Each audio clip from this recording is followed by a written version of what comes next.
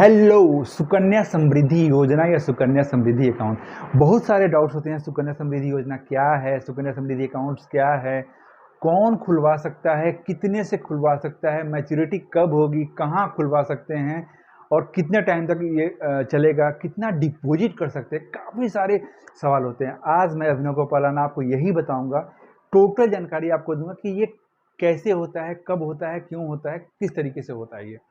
तो एक कॉपी और कलम ले लें और सारी की सारी डिटेल आप आराम से लिख सकते हैं इसमें। तो सबसे पहले कुछ ओवरव्यू देख लेते हैं कि इसकी ज़रूरत हमें क्यों पड़ी। सुकन्या समृद्धि योजना या सुकन्या समृद्धि अकाउंट क्या है और क्यों ज़रूरत पड़ी। तो इसको हरियाणा में लॉन्च किया गया था। पानीपत जगह है हरियाणा में, ये वहाँ पे लॉन्च किया गया था और 22 जनवरी 2015 को लॉन्च किया गया था। हरियाणा में ही क्यों लॉन्च किया गया था? क्योंकि वहाँ पे जो सेक्स रेशियो होता है कि फीमेल पर मेल मीन्स ये 876 था 2015 में पर 1000 मेल पे। बहुत ही कम था वहाँ पे सेक्स रेशियो, जो फीमेल्स की जो पर 1000 मेल पे जो पॉपुलेशन थी वो काफ़ी कम थी। 876 बहुत कम होता है। तो हरियाणा में इसको लॉन्च किया गया था। उसके बाद ये पूरे इंडिया में फेमस हो गया ये स्कीम और बहुत सारे अकाउंट्स, काफ़ी सारे अकाउंट्स खुले और करोड़ों के करोड़ों डिपॉजिट हुए हैं।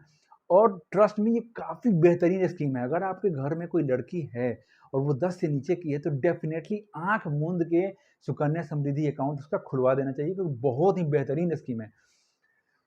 तो 22 जनवरी 2015 को ये पानीपत हरियाणा में इसको लॉन्च किया गया था अंडर बेटी बचाओ बेटी पढ़ाओ। जो काफ़ी सारी भ्रूण हत्या होती थी उस टाइम, बीच में काफ़ी ज़्यादा होता था। अब तो खैर काफ़ी लोग जागरूक हो गए हैं, क्योंकि कानूनन अपराध भी है भ्रूण हत्या। तो उसी को कम करने के लिए ये बेटी बचाओ बेटी पढ़ाओ को स्कीम के तहत ये सुकन्या समृद्धि योजना को लॉन्च किया गया था। तो नाम से करता है कन्या मीन्स लड़कियों के लिए ही है ये अकाउंट। तो लड़कियों के लिए लॉन्च किया गया था कि जब वो 18 की होती है, जब वो 21 की होती है, तो उस टाइम कोई अच्छा खासा हमें रकम मिले जिससे हम उसकी या तो पढ़ाई का खर्चा कर सके या फिर शादी में उसके इन्वेस्ट कर सके। इसका उद्देश्य यही था कि बेटियों की पढ़ाई के लिए या उसके शादी के टाइम तक के लिए एक मोटा रकम हमें मिल जाए। तो इसमें मैं वही बताऊंगा कि 1000 से लेकर 2000 भी इन्वेस्ट करेगा कोई बंदा तो आराम से वो 10 लाख या 12-15 लाख तक आप आराम से जमा कर सकते हैं। बहुत ही बेहतरीन स्कीम है। आज मैं यही सारी डिटेल आपको बताने वाला हूँ कि कैसे इन्वेस्ट करेंगे और किस तरीके से हम इतना अमाउंट हम आराम से जमा कर सकते हैं उसके नाम पे। चूंकि ये काफ़ी ज़्यादा सेफ है, सेंट्रल गवर्नमेंट की स्कीम है, ये इधर उधर होने वाला नहीं है, हमारा पैसा डूबने वाला नहीं है। सेंट्रल गवर्नमेंट की स्कीम है और गारंटीड है ये गारंटी हमें मिलेगा ही मिलेगा। 21 साल की जब होगी बच्ची तो उस टाइम हमारा सारा पैसा विथ इंटरेस्ट के साथ हमें पैसा वो मिलने वाला है। इसके अलावा इसका बेनिफिट है कि अगर कोई पेरेंट्स है वो अपने बच्चियों के नाम पे ये इन्वेस्ट करते हैं सुकन्या समृद्धि अकाउंट में, तो उनका क्या होगा कि वो उस अमाउंट को 80C सेक्शन के थ्रू इनकम टैक्स में रिबेट इजीली ले सकते हैं। तो ये काफ़ी बेनिफिट्स भी है इसमें। तो ये था क्यों है, उसका उद्देश्य क्या है। अब हम देखेंगे कि ये कौन कौन लोग खुलवा सकते हैं इस अकाउंट्स को। तो अब देखेंगे कौन कौन लोग खुलवा सकते हैं। मीन्स कैसे कैसे लोग इस स्कीम का फ़ायदा उठा सकते हैं। सबसे पहला कि ये गर्ल्स के लिए है, ये स्कीम गर्ल्स के लिए है। और वो भी गर्ल्स कैसी होनी चाहिए, न्यू बर्न, अभी जो लड़की जन्म लेती है वो उस टाइम से लेके और 10 साल तक की लड़कियां, जब तक उसका एज 10 हो जाता है, तो न्यू बर्न से लेके 10 साल तक की लड़कियां इस स्कीम का खाता उनका खुल सकता है। उसके बाद ये खाता कौन लोग खुलवा सकते हैं, मीन्स पेरेंट्स, माँ बाप में से कोई एक हो वो खुलवा सकता है अकाउंट का, अपने लड़की के नाम को खुलवा सकता है। उसके बाद लीगल गार्जियन, बहुत सारे केसेस में क्या होता है कि पेरेंट्स नहीं होते हैं, मीन्स पेरेंट्स एक्सपायर हो गए, ना फादर है ना मदर है, तो उस केस में एक लीगल गार्जियन होता है कोई, या फिर अपने मामा के यहाँ हो या नाना के यहाँ हो, तो वो भी अपने उस गर्ल चाइल्ड का अकाउंट खुलवा सकता है इस स्कीम के अंडर में। उसके बाद एडॉप्टेड चाइल्ड का भी खुल सकता है। सपोज किसी को बच्चा नहीं होता है तो उस केस में वो एक एडॉप्ट करता है चाइल्ड, तो उस केस में उस एडॉप्टेड चाइल्ड का भी वो अकाउंट खुलवा सकता है। इस सुकन्या समृद्धि अकाउंट के थ्रू वो अकाउंट खुलवा सकता है। कितने अकाउंट खुल सकते हैं, तो एक पेरेंट 2 अकाउंट खुल सकता है। कुछ एक्सेप्शंस है वो मैं बताता हूँ अभी। एक पेरेंट अगर सपोज श्याम है और उसके 2 बेटियां हैं, तो सिर्फ 2 बेटियों का ही वो अकाउंट अपना खुलवा सकता है। कुछ केसेज होते हैं जैसे कि किसी का पहला डिलीवरी हुआ और उस टाइम उस केस में उसको 3 गर्ल चाइल्ड हो गए। ये काफ़ी थोड़ा सा अलग केस है। किसी को 3 चाइल्ड हुआ फर्स्ट बर्थ में ही और तीनों की तीनों गर्ल्स हो गई। तीनों की तीनों गर्ल्स हो गई। जनरली ऐसा होता नहीं है, लेकिन एक्सेप्शन अगर ऐसा होता है तो तीनों गर्ल चाइल्ड का वो अकाउंट खुलवा सकते हैं। उस केस में वो 2 चाइल्ड वाली पॉलिसी जो है वो काम नहीं करेगी, तीनों का अकाउंट खुल सकता है। ये एक एक्सेप्शन था। दूसरा एक्सेप्शन है कि सपोज पहला चाइल्ड जो है वो गर्ल हो गई और दूसरी बार में उसको ट्विंस हो गया, और ट्विंस भी ऐसा हुआ कि दोनों की दोनों गर्ल्स हो गई, दोनों की दोनों लड़की हो गई। पहले बार में लड़की हुआ और दूसरी बार में उसको जुड़वा बच्चा हुआ और दोनों की दोनों लड़की हो गई। तो इस केस में क्या होगा कि इन तीनों लड़कियों का सुकन्या समृद्धि अकाउंट इजीली खुल जाएगा। इस केस में ये एक्सेप्शन काम नहीं करेगा कि 2 चाइल्ड पॉलिसी 2 ही बच्चियों का खाता खुलेगा। तो ये 2 केसेस ऐसे होते हैं, एक तो पहला कि फर्स्ट बर्थ में इसके 3 लड़कियां हो जाए, और दूसरा कि सेकंड बर्थ में उसको ट्विंस हो जाए और पहली बार में जब उसका बच्चा हुआ तो वो भी गर्ल चाइल्ड हो। तो इस केस में तीनों का अकाउंट वो खुलवा सकता है। अब अकाउंट खुलवाने के लिए क्या क्या डॉक्यूमेंट्स चाहिए, अब वो देखते हैं। तो अकाउंट्स खुलवाने के लिए सबसे पहले, अब जैसे कोई भी बच्चा जन्म लेता है तो उसका बर्थ सर्टिफिकेट बनाना जरूरी है। तो इस केस में भी सुकन्या समृद्धि अकाउंट में बर्थ सर्टिफिकेट इज मैंडेटरी, वो चाहिए ही चाहिए। और वो तो आजकल हॉस्पिटल में कोई बच्चा पैदा होता है तो उस टाइम ही उसका बर्थ सर्टिफिकेट बन जाता है। तो बर्थ सर्टिफिकेट चाहिए, फोटोग्राफ्स है तो फोटोग्राफ्स चाहिए। उसके अलावा ID proof of parents, ID proof मतलब मीन्स आधार और पैन पेरेंट्स का जो है वो चाहिए होता है। तो ये है कि कौन लोग खुलवा सकते हैं। अब हम देखेंगे कि कहाँ कहाँ खुलवा सकते हैं ये अकाउंट, इसकी जानकारी लेंगे हम। अब तो अब देखेंगे कहाँ खुलवा सकते हैं। कहाँ खुलवा सकते हैं मीन्स किस जगह, बैंक में, पोस्ट ऑफिस में, कहाँ कहाँ खुलवा सकते हैं।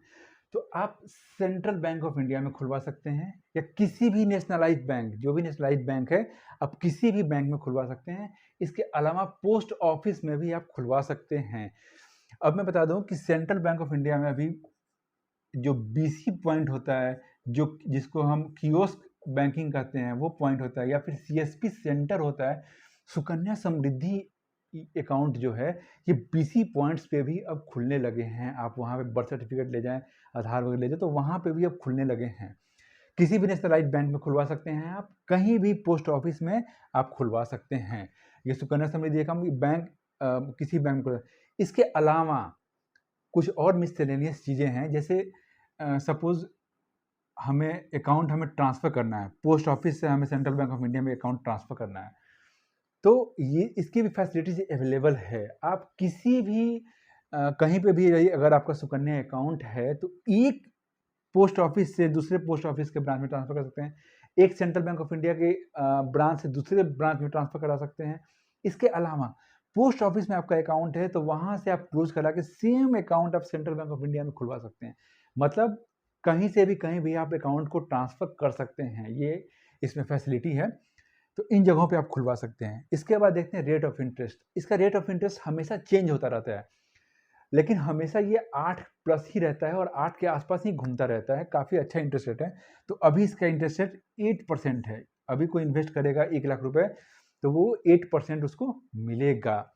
इंटरेस्ट रेट से ये होता है कंपाउंडिंग, ये कंपाउंड इंटरेस्ट की तरह ये काम करता है। कैसे काम करता है, सपोज मैंने 1 लाख रुपए जमा किया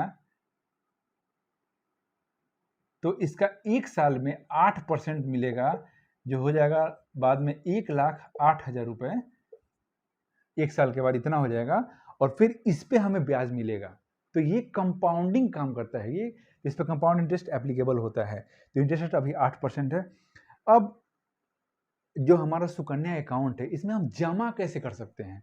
तो जमा कर सकते हैं, कैश जमा कर सकते हैं, बाई चेक ट्रांसफर कर सकते हैं, डीडी है तो डीडी भी उसमें खाते में डिपॉजिट कर सकते हैं। इसके अलावा ऑनलाइन ट्रांसफर, नॉर्मल जो अकाउंट्स में हम ट्रांसफर करते हैं कहीं भी, तो जनरली अकाउंट नंबर और आईएफएससी कोड की हमें आवश्यकता होती है। तो सेम चीज़ करके हम इसमें सुकन्या अकाउंट में भी हम आराम से ऑनलाइन ट्रांसफ़र कर सकते हैं। तो ये ट्रांसफ़र का मेथड है। इसके बाद ये स्कीम कब तक चलेगा, हमें पैसा कब तक जमा करना है? तो हमें पैसा जब अकाउंट खुल गया हमारा, तो उसके बाद उससे लेके 15 साल तक 15 ईयर्स तक हमें पैसा जमा करना है।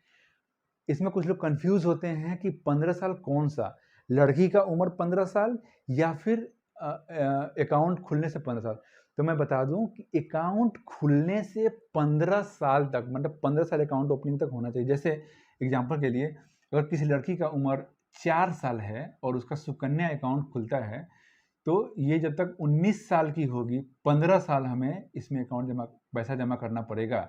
मीन्स 15 साल जैसे अकाउंट खुला उससे हम 15 साल तक पैसा जमा करना पड़ेगा हमें। उसके बाद 15 साल जमा करने के बाद 16, 17, 18, 19, 20, 21 6 साल तक कोई पैसा इसमें जमा नहीं होगा, और 15 साल के बाद जो अमाउंट होगा उसी पे हमें इंटरेस्ट मिलता रहेगा। और ये 21 साल के बाद इसकी मैच्योरिटी होती है। तो मीन्स 15 साल तक हमें पैसा जमा करना है, और 21 साल अकाउंट ओपनिंग होने से 21 साल तक हम 21 साल के बाद उसकी पूरी मैच्योरिटी होती है, और 6 साल तक उसमें पैसा जमा नहीं होगा। अब नेक्स्ट देखेंगे हम कि इसमें कितना अमाउंट हम डिपॉजिट कर सकते हैं। अब देखेंगे हम कि डिपॉजिट लिमिट क्या होती है। इसमें डिपॉजिट लिमिट क्या होता है कि हम कितना जमा कर सकते हैं, मिनिमम कितना जमा कर सकते हैं और मैक्सिमम कितना जमा कर सकते हैं। तो एक financial year in the sense कि अप्रैल से शुरू होता है फाइनेंशियल ईयर, और नेक्स्ट 1 अप्रैल शुरू होता है और 31 मार्च को ख़त्म होता है। नेक्स्ट 31 मार्च को ख़त्म होता है। जैसे अभी 31 मार्च 2023 से एक शुरू हुआ और 31 मार्च 2024 तक ये चलेगा। ये एक फाइनेंशियल ईयर होता है।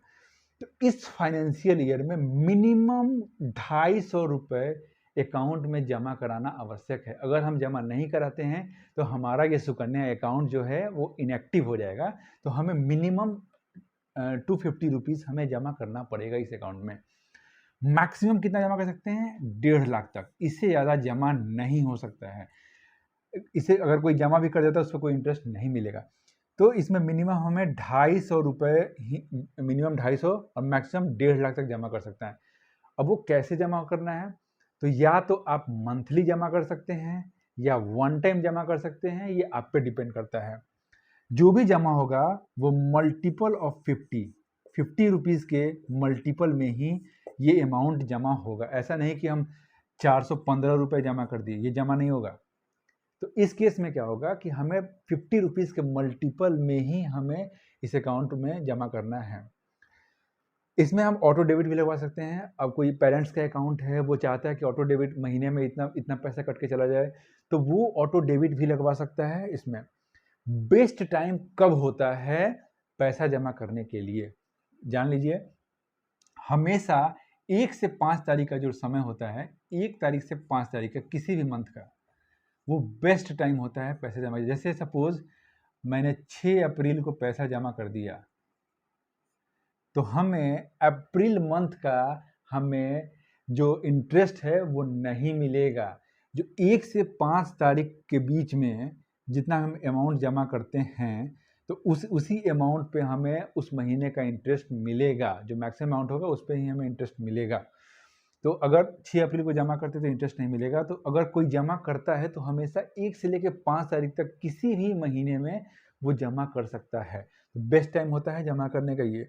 ऑटो डेबिट लगवा सकते हैं, और ये 31 हमेशा 31 मार्च को जो भी इंटरेस्ट है उस ईयर का वो क्रेडिट हो जाता है अकाउंट में। हमेशा 31 मार्च को ही इंटरेस्ट क्रेडिट होता है, और फिर वो अगले साल उस पर कंपाउंडिंग होना शुरू हो जाता है। अब देखते हैं कि मैच्योरिटी कब होगी इसकी। तो मैच्योरिटी हमेशा 21 ईयर्स पे होती है, टिल अकाउंट ओपनिंग से 21 साल जोड़ने पे जो मैच्योरिटी डेट होगा उस टाइम वो मैच्योरिटी होती है। मैच्योरिटी पे 100% अमाउंट मिलेगा, और मैच्योर जब ये अकाउंट होगा तो जो गर्ल चाइल्ड होगी वो मेजर हो चुकी होगी और सिर्फ लड़की को ही पैसा मिलेगा उस केस में। तो 100% मैच्योरिटी पे अमाउंट मिलेगा, उस पर कोई टैक्स नहीं कटेगा। कुछ केसेस ऐसे होते हैं, क्योंकि ये जो स्कीम लॉन्च की गई थी, तो इस स्कीम के पीछे का मकसद यही था कि शादी के वक्त जो खर्चे होते हैं उसको ओवरकम करने के लिए, या फिर पढ़ाई के समय जो होते हैं उसको ओवरकम करने के लिए ये स्कीम को लॉन्च किया गया था। तो अगर क्वेश्चन आता है कि शादी जो है वो पहले होगी मैच्योरिटी से, 21 साल मैच्योरिटी होने को है लेकिन शादी उससे पहले हो रही है, तो उस केस में क्या होगा? उस केस में जो लड़की है वो रिक्वेस्ट कर सकती है अपने जहाँ भी उसका सुकन्या अकाउंट खुला हुआ है 1 मंथ बिफोर मैरिज।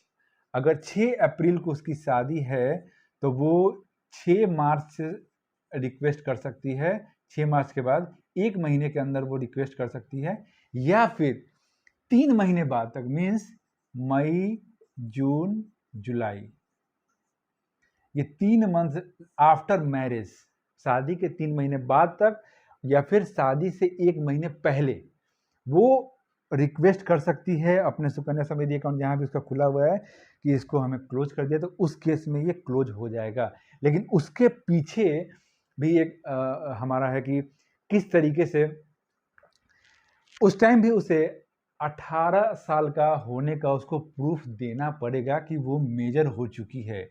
18 ईयर्स का उसको प्रूफ देना पड़ेगा कि वो 18 साल की हो चुकी है, तभी जाके ये अकाउंट उस टाइम क्लोज हो सकता है। अगर कोई लड़की चाहे कि 21 साल के बाद भी कंटिन्यू कर उसको लगता है कि करना चाहिए, तो वो कंटिन्यू कर सकती है, लेकिन 21 साल के बाद अगर वो कंटिन्यू करती है तो जब तक वो कंटिन्यू रहेगा तो उस टाइम तक उसको पैसे नहीं मिलेंगे, उस पर इंटरेस्ट नहीं मिलेगा। जो 21 साल को मैच्योरिटी पे जितना अमाउंट होगा, सेम अमाउंट वो जब भी क्लोज करे वो सेम अमाउंट ही उसको मिलेगा। इसके बाद देखते हैं कि अगर क्या हो जब पैसा जमा नहीं होता है इस अकाउंट में। एक फाइनेंशियल ईयर में, सपोज ये एक फाइनेंशियल है, इस बीच में हमने पैसा जमा नहीं किया, तो उसको बोलते हैं इनएक्टिव अकाउंट। अकाउंट इनएक्टिव हो जाता है, तो उसको चालू कैसे करेंगे? तो मिनिमम अमाउंट इसमें 250 रुपये जो है, ये 250 रुपये हमें जमा करना पड़ेगा, प्लस जो हमारा पेनाल्टी है वो 50 रुपीज़ का पेनाल्टी हमें लगेगा। ये पेनाल्टी लगेगा, तो 250 प्लस 50 रुपीज़ मतलब ये 300 रुपये उसमें जमा करके हम अकाउंट को फिर अगले फाइनेंशियल ईयर में चालू कर सकते हैं। सपोज उसने 2 फाइनेंशियल ईयर में जमा नहीं किया, तो ये अमाउंट हो जाएगा 250 गुना 2 प्लस 50 गुना 2। ये इतना अमाउंट मीन्स 600 रुपये उसको दे के वो अकाउंट अपना चालू करा सकती है। लेकिन हर साल अगर डाले कोई तो काफ़ी अच्छा रहता है, और नहीं डालने पे ये अकाउंट डोरमेंट हो जाता है। तो इस केस में जो है हमारा इतना अमाउंट दे के हम उसको चालू करवा सकते हैं। अब हम कुछ कैलकुलेशंस देखेंगे कि 1000 रुपये, 2000 रुपये, इतने छोटे छोटे अमाउंट्स डाल के भी हम मतलब काफ़ी अच्छा सारा इनकम कर सकते हैं। मैं आपको एक चार्ट से बताऊंगा कि कैसे हम इस कर सकते हैं। इसमें मैक्सिमम हम 1.5 लाख तक जमा कर सकते हैं। अगर 1.5 लाख को हम डिवाइड करें 12 से, तो ये हमारा 12,500 पर मंथ हो जाता है। इतना इन्वेस्ट जनरली लोग करते नहीं हैं, लेकिन अगर कोई करता है तो उसका भी बेनिफिट्स देखेंगे हम कि कितना बेनिफिट्स हो सकता है। 1000, 2000 और 12,500 अगर हम पर मंथ डालते हैं तो उस केस में हमें कितना पैसा मिलेगा वो हम डिटेल देखते हैं। अब चलिए रिपोर्ट से मैं दिखाता हूँ आपको। सपोज इन द केस हम 1000 रुपये हम जमा करते हैं इसमें। अगर 1000 रुपये हम जमा करते हैं तो 21 साल मैच्योरिटी होने पे इसको हम कैलकुलेट करते हैं, तो ये देखिए 5,39,449 रुपये, मीन्स छोटा सा अमाउंट 1000 रुपये है, लेकिन फिर भी हमें 5-5.5 लाख रुपए हमें आराम से मिल गए। अब इसके अगर हम रिपोर्ट देखते हैं तो ये देखिए रिपोर्ट किस तरीके से हम 15 साल तक ये जमा होगा और ये 5-6 साल जमा नहीं होगा और हमें 5,39,449 रुपये हमें हमारे मैच्योरिटी पे हमें ये मिल जाएगा। काफ़ी अच्छा रकम होता है। अब हम देखेंगे कि 2000 रुपये हम अगर जमा करते हैं तो हमें क्या कितना मिलेगा। सपोज हमने ये 2000 रुपये जमा किया, तो उस केस में जो हमें मिलेगा ये देखिए 10,78,898 रुपये। ये भी अच्छा खासा रकम होता है अगर हम 2000 पर मंथली हमें अगर इसमें हम इन्वेस्ट करते हैं तो। तो इस केस में इसका रिपोर्ट अगर देखें तो ये देखिए 15 साल तक इसमें जमा हुआ और 21 साल के बाद इसकी मैच्योरिटी हो गई, तो ये 10,78,898 रुपये हमें मिले। अब सपोज करते हैं कि हम अगर ये 12,500 अगर हम जमा करते हैं तो इस केस में क्या होगा, ये देखिए इसको हम कैलकुलेट करते हैं 67,43,118 रुपये। काफ़ी मोटा रकम होता है। अगर 12,500 रुपये भी अगर हम जमा करते हैं इसमें, तो ये देखिए इसका हुआ 1.5 लाख का ये एनुअल हुआ, तो 5 साल तक अगर हमने 1.5 लाख रुपए जमा किए तो हमें 67,43,118 रुपये ये हमारे मैच्योरिटी टाइम पे मिलेगा। काफ़ी अच्छा रकम होता है ये। तो हम छोटा छोटा अमाउंट जैसे इन्वेस्ट करके हम काफ़ी अच्छा सारा वो हम जमा कर सकते हैं। तो अब कुछ देखेंगे कि पार्शियल विड्रॉल हम कैसे कर सकते हैं।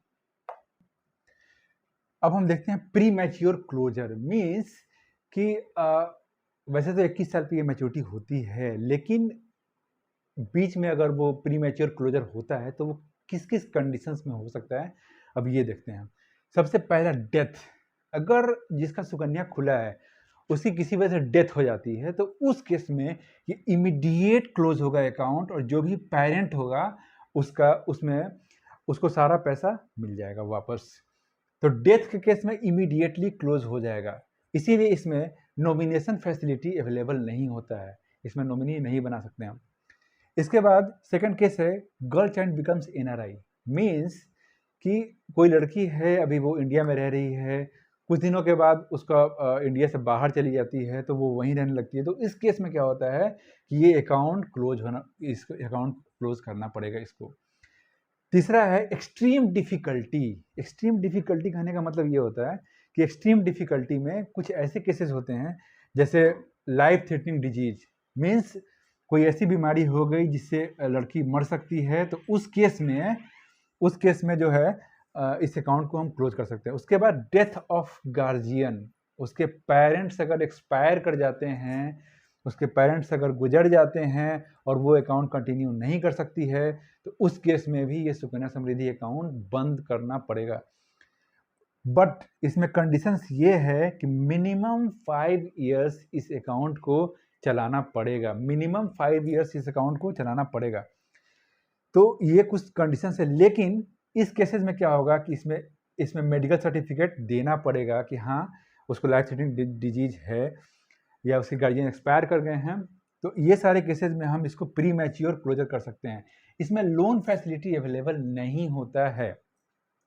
उसके बाद सपोज प्री मैच्योर क्लोजर नहीं हुआ तो इसमें अगर हम पार्शियल विड्रॉल करना चाहे तो हम पार्शियल विड्रॉल भी कर सकते हैं। वो कैसे कर सकते हैं ये देखिए, अगर वो 18 साल की हो जाती है तो इस केस में भी 50% पैसे वो निकाल सकते हैं अकाउंट से, या फिर वो 10th स्टैंडर्ड, दोनों में से कोई एक हो, या 10th करने के बाद, क्योंकि इस स्कीम का मकसद यही था कि इसमें लड़कियों के पढ़ाई के लिए या फिर उसकी शादी के लिए, शादी के खर्चे के लिए इस स्कीम को लॉन्च किया गया। तो अगर वो 10th कर लेती है तो 10th करने के बाद वो अपना एडमिशन स्लिप दिखा के वो पैसे निकाल सकती है। तो या तो मैक्सिमम 50% निकाल सकती है या फिर एडमिशन स्लिप दिखा के, इन दोनों में जो मिनिमम होगा वो पैसे वो निकाल सकती है, लेकिन वो एक लमसम में ही, वन विड्रॉ में ही वो हो सकता है। इस सुकन्या समृद्धि अकाउंट में लोन फैसिलिटी अवेलेबल नहीं होता है। ये सारे कुछ डिटेल्स हैं सुकन्या समृद्धि अकाउंट के बारे में। अगर आपको कुछ अगर क्वेरी है तो डेफिनेटली आप कमेंट कर सकते हैं। अगर आपको अच्छा लगा हो तो डेफिनेटली लाइक एंड सब्सक्राइब जरूर करें। Thank you for the watching.